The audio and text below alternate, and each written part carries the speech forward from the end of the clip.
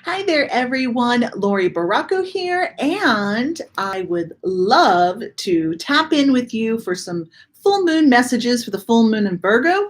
Today is February 26th, and tomorrow is the full moon in Virgo. So I'm going to give everybody a moment or two to receive the notification that I'm live. And if you're watching live, please pop in the chat area, say hello, and let me know where you're watching from. And in the meantime, I'm going to give my cards a shuffle. And this round, or for this segment, I'm going to be using the Heaven and Earth Tarot by Jack Sefro and Jamie Elford. This is such a beautiful, gorgeous deck. Gorgeous deck. So, in the meantime, I'm going to give my cards a little bit of a shuffle. I'm going to do things a little bit differently this round. I have a spread that I was given by Spirit. So I'm going to pull 3 cards with that, and then we'll see what else pops up and emerges for this full moon in Virgo. And the exact time for this event, the height of this full moon, is going to be at I believe it's 3:17 a.m. Eastern. So it's kind of early. So I invite you to do some things tonight, and I'll talk about some of the activities that most certainly can help support you as you are supported by the lunar energies. And the full moon is always a time of, it's like the height. It's like we're building up energy and we're building towards a cosmic energetic goal. And it's always suggested that we release something during this time, during the full moon, because we're coming to the completion of our intentions and our goals. And then it's also time to reflect upon what we feel complete with. What are we complete with? And what are we ready to release and phase out? What do you want to bring in? So I invite you with each lunar cycle, full moon and new moon, to take the time to reflect upon what's going on in your life. What's going on in your outer world and your inner world? What is taking place, right? So it's also a good time to check in with your goals, your feelings, how you're doing. It's spiritual hygiene, and every once in a while, it's a really good idea to do this. And the full moon and new moon are events that take place about 2 weeks in between. So a lot can happen in that time frame, can it?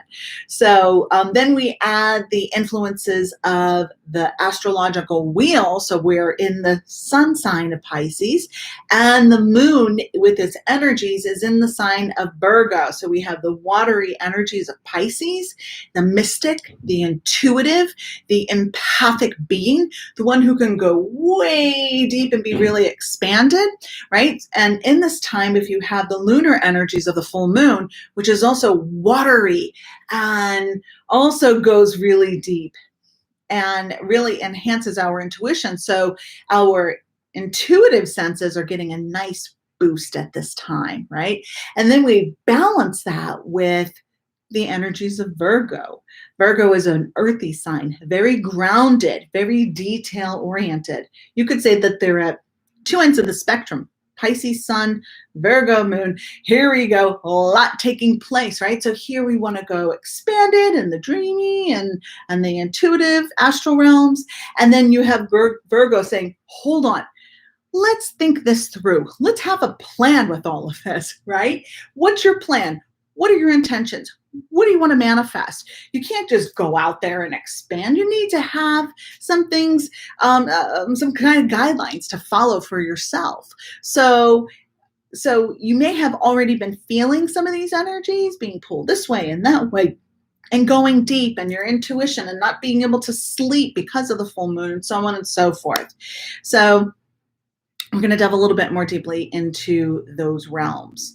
Hello, Athena. Good to see you. And oh, thank you. She says, my hair looks great. Just had it done by the fabulous Jennifer Garneau. Thank you. Thank you. And I know it's been a hot minute or two since I've tuned in on YouTube Live. I've been a little bit busy. I had launched my Mediumship 101 course that kept me a little bit busy for a while. We had 34 people journeying for, it actually was not 4 weeks, it was more like 5 weeks. And now some of those folks are in the certification tier of that that program. So that kept me a little bit busy. And so it's so good to be back here live and to talk about psychic stuff, my favorite subject. All right. So as I mentioned, I have the Heaven and Earth cards. And I'm going to pull a few cards, but in the meantime, I did want to talk about some of the activities that you can do during the full moon. So I did post a social media graphic, a little writing about what to do. So one of the things you can do is you can charge your water, mix some moon water. So get a container, a mason jar, something with a lid so that when you put it out in the full moon, that like here in Florida, we have bugs, lots of bugs. So that if you have a lid or some kind of covering, that you won't have bugs or dirt or leaves or anything go into your water, right? You want to try to keep it as pure as possible. So I usually use spring water from my moon water, and I put it out in the full moon, and I have it covered, and I make sure that I bring it in before the sun hits it, before the sun rises, because that kind of cancels out my lunar energy by bringing in solar energy. So I want to make sure I do that. So some things that you could do with your moon water too is you can add some crystals to it. You can add crystals. You could, what crystals would I add, you ask? Well, I might put some moonstone in there. I might put some amethyst, rose quartz. It also depends on what energies I want to work with, right? And what I'm doing with my moon water. So what is my theme for this full moon cycle? And what are the crystals that may go with Virgo, maybe some earthy ones. So I might add some crystals, I might not, but I am going to put my water out tonight and put it with a cap on, and I'm going to ask the beautiful moon to bless it. I have a little ceremony that I do. I'll have some of my resin incense outside. I'll have a candle lit, and I will connect with the energies of the full moon. So what can you do with the water then? Well, you can use it in your bath, your cleansing bath, add a little bit to your bath with your herbs and so on and so forth. You can add that water to an oil diffuser. You can add it to an oil diffuser with your water and have those energies blended with your aromatherapy. You can use that water for scrying, and scrying is where you take water and maybe sometimes some herbs and you put it in a container and you allow yourself, your gaze to loosen, to soften, and you look into the water and the water shares messages with you. So that's scrying. Some people have a mirror, like a mirrored surface on the bottom. Some people work with obsidian bowls, but that's the art of scrying. And you can also make a nice little spritzer elixir with moon water as well. I see this comment, Lindsay, is this special water that needs to be put out? Yes, if you would like to make moon water, Lindsay, I'm talking about moon water. So you want to get some spring water, put it in a container, put it out tonight under the full moon, pull it back in before the sun hits it, because then it's not moon water anymore, right? So yeah, you could do so many different things with it. Another thing you can do is you could cleanse your crystals. Now, if I was to put all my crystals out there, I'd be there all night taking them, putting them out and taking them in. So I ask my crystals which ones want to volunteer for that cycle, which ones want to go out in the moon to be cleansed, or I might intentionally select some crystals that I want to put out into the full moon to be charged. And again, I try to pull them in before the sun rises. I usually do that before I go to bed. So about 7 o'clock tonight, well, whenever the sun goes down and the sky is kind of dark, that's when I'll put my water out. That's when I'll put my crystals out. And then I'll have my ceremony. And then I will let them sit out there for a while. I usually go to bed about 11 o'clock. So then I'll pull them in before then. If you're an early riser before the sun rises, then you can do that, right? Now, if the sun accidentally hits your water or your crystals, it's okay, but you're not going to have as much of a potent effect, okay?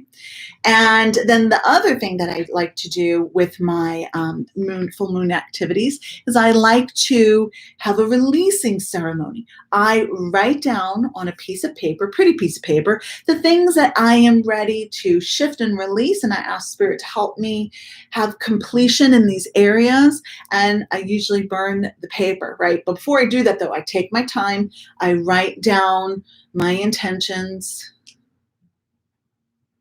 And I ask Spirit to help me with completion. I'm ready to release this. I'm ready to release negativity. I'm ready to release poor eating habits, whatever it is. And you ask Spirit to assist you to gently and lovingly release these things that no longer serve you.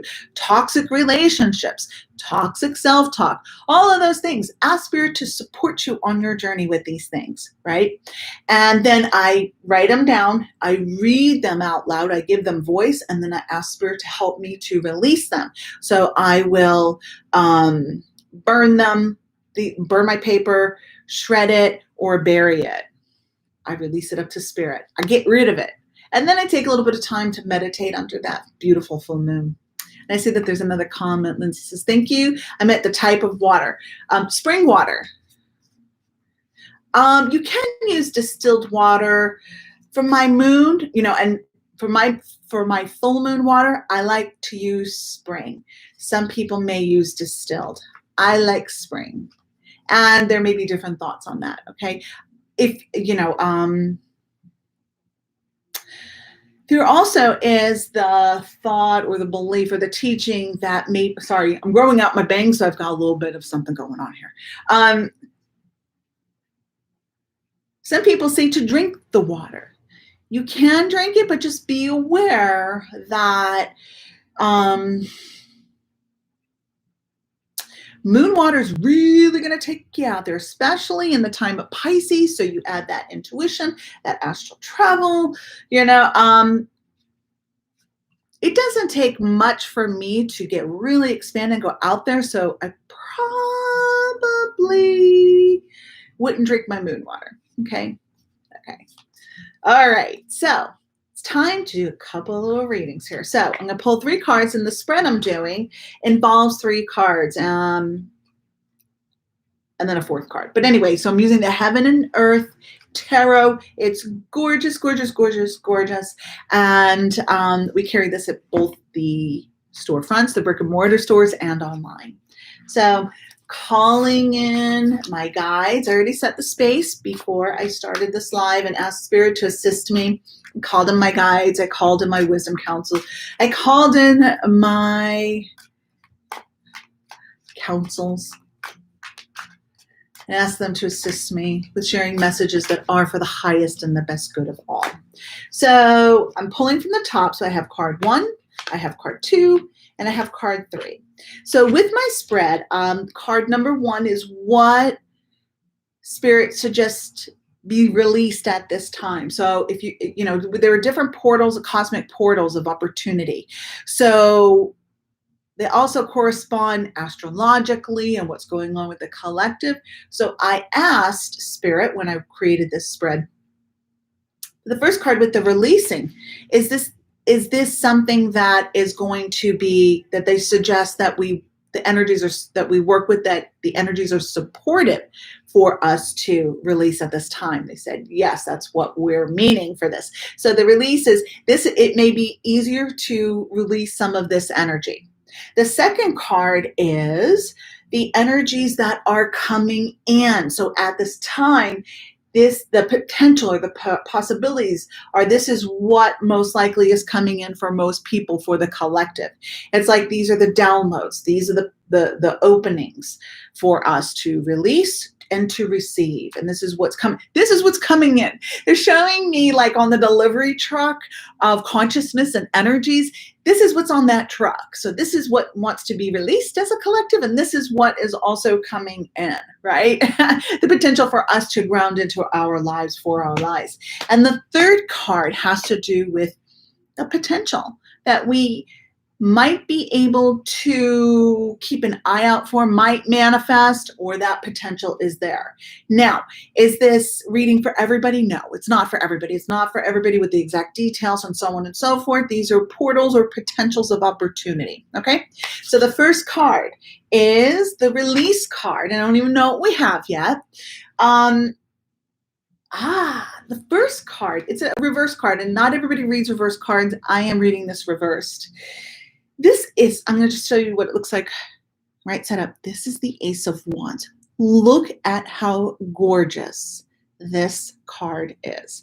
Ace of Wands, but it's reversed. So right now, Spirit is encouraging us to, and we are being supported on the journey to release disillusions, distortions that have to do with belief systems and faith and spirituality, to let go of some of the fears and the lack consciousness that we don't believe we have help, we don't have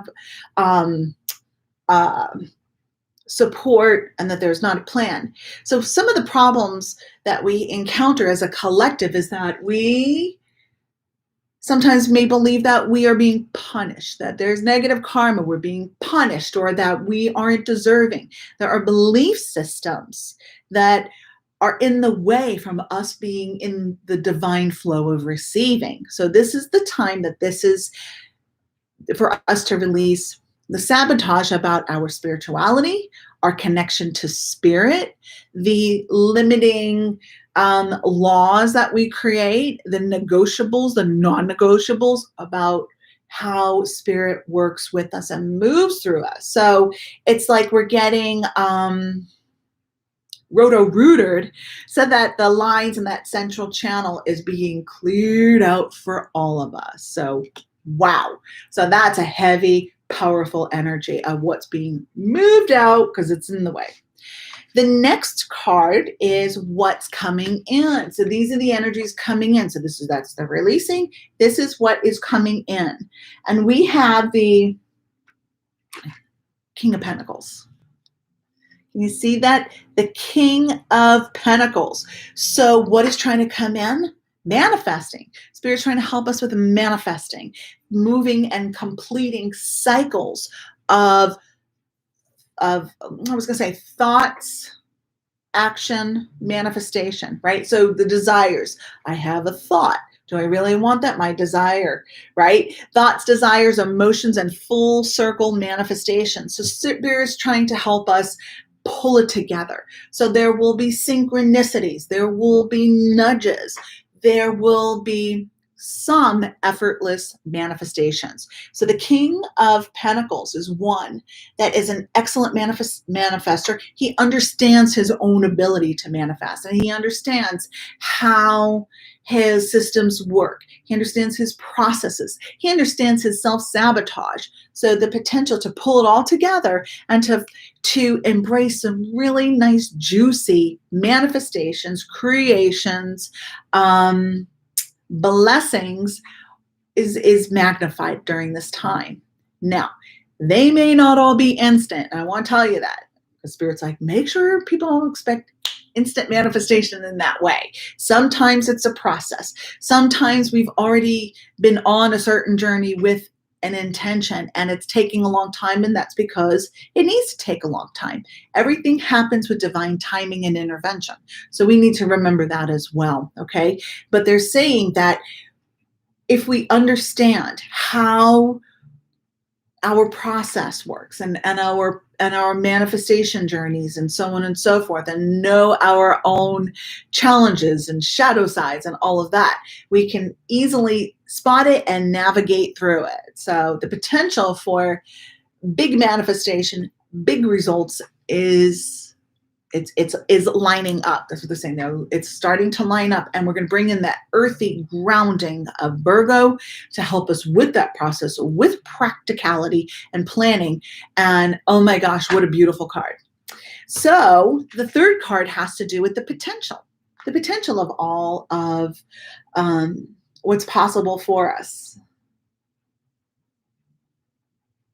I'm looking at some of the words here. Okay. So with the potential, right? So the manifestation, these are the energies that are coming in. It's like, we're supporting you. We're putting Miracle Grow on your intentions and manifestations. And so moving forth, this puts us in alignment with the Four of Pentacles, right? Four of Pentacles.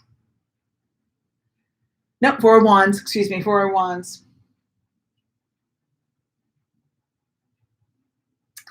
Which is perfected work. So the potential is the Four of Wands. Can you see this card? Sorry, my table's a little That be tightened up. And it says perfected work under here. So the potential outcome is, I'm hearing it's clean and it's crisp and the lines just all flow. And through our efforts, our blood, sweat, tears, efforts, we will be able to take a look at these manifestations, and they have long lasting potential. And they bring in, what's coming in is more balance in the future. If you do your thing, if you do your thing, if you do your work, if you pay attention to what's going on. It's not about being perfect. It's not about judging or anything. It's being in alignment, working with your inner inquiry, seeing what emerges for you, observing, checking in with your feelings too. Like, how do I feel about this? Does this feel right? Do I need to abort and go in a different direction? But the potential right now is magnificent. So perfect. Yeah, perfect. Sorry, I don't have my glasses on. Perfect work. So balance, clean lines. You couldn't even, it couldn't even be any better. You couldn't even imagine things falling into place even more beautifully than the potential at this time. So powerful, powerful full moon for us. So I had mentioned a fourth card. So let's see what this last card is. And we have the Three of Cups, which is abundance. And the cups are about our emotions and our feelings. This is not necessarily about abundance money. It has to do with abundance of feeling fabulous, feeling just so good. The joy, the love, the fulfillment, the peace, the contentment. All to be celebrated because you know that your needs are taken care of. You know that spirit is hearing you. You can see the results, and you know that you could take a moment to pause and to celebrate and to soak up all of the goodness that is taking place in your life at this time. All right. So hopefully I have been able to inspire you a little bit with working with the full moon energies. And if you're not able to work with this full moon, then catch the next full moon. And in the meantime, there still is the new moon that will be in a couple of weeks as well. So don't forget to try to create your moon water, put your crystals out, and write down the things that you're ready to release and send off into the universe. Oh, hi, Barb. I'm glad you're able to join. Good to see you. I'm about to wrap it up. So in the meantime, be sure to catch the replay. I am going to post this video into my private Facebook group, which is Laurie Baracco's Astro Lounge. If you haven't joined yet, check in. I stream weekly on Sundays. It's a great, wonderful tribe, loving support with everybody that's in there. Hi, Athena. I'm so glad you were able to make it as well. Good to see you, Lindsay and Barb, and all those who are tuned in that haven't been able to comment. I know sometimes we're not able to comment whatever we're doing, or maybe we're driving or whatever. Anyway, have a wonderful full moon. Don't forget to take a moment to reflect. If you don't have time or the capacity to do all these things, right? These activities, just sit with her a moment or two. Just sit with her wonderful, glorious energy and soak it up and allow it to help inspire you, to help you to go deeper within yourself, and to help you reconnect with your own divine spirit as well. So good to connect with everyone. I look forward to seeing you soon. Have a beautiful weekend. Namaste.